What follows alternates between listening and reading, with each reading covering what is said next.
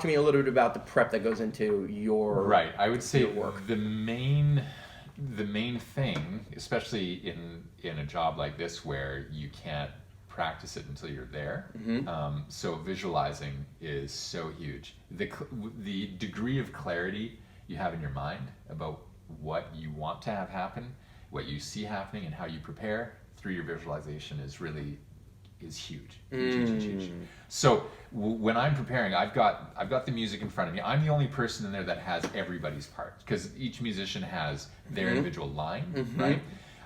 That they're going to be playing in a section or whatever. But You've got the full sheet of the full music. thing. But so then I'm looking at the music, and I have to visualize what it's going to sound like. I have to visualize who's coming in when. But so I'm seeing this, but then I have to play the movie in my head. And you're also visualizing like, oh, the violins were a little bit more this way or that way. Yeah, well, because I'm going to have to be able to give them direction as to what I want. Because you can play, the music can say play something loud, but I mean loud how, right? There's so many shades of that. Yes. It's not just a decibel level. No. It's relative, but then it's like, is it angry Is loud? it, exactly. Is it powerful proud loud? Is it proud loud? angry loud? Yeah, These are all that makes different, sense. so there's so many different ways that this could go, right? And so I have to anticipate what information they're going to need from me, and I have to have total clarity on what this is about for me.